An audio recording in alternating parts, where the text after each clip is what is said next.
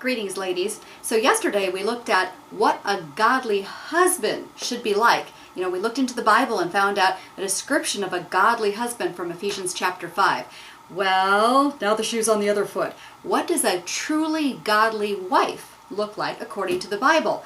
Well, I picked out 7 verses here that I pretty much have memorized because these are so important for us to follow. If we can do this, if we can strive to do this and even get anywhere close, we are going to not only please God, not only greatly please our husbands, but we as wives in that role as a wife, I think we're going to find great fulfillment.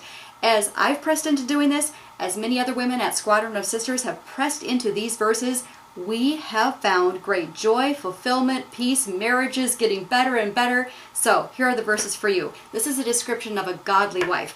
In Genesis 2:18, we learn that the wife is supposed to be a companion and helper for her husband. In Ephesians 5:33, we learn that the wife must respect her husband. Now, this doesn't mean that you need to feel respect. This is a decision to act respectfully. In Colossians 3:18, we learn that the husband is the head of the wife, and the wife is to submit to his leadership as long as he is not leading her down an immoral, destructive, sinful road.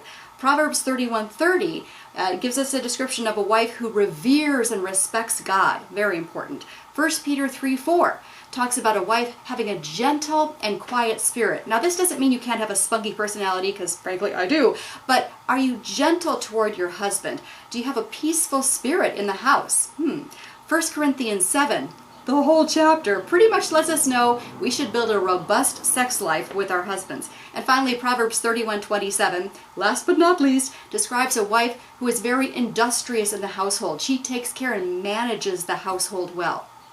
A pretty lofty description of a godly wife. Very hard to do this perfectly once again, but let's incline our hearts this direction and then ask God to help us.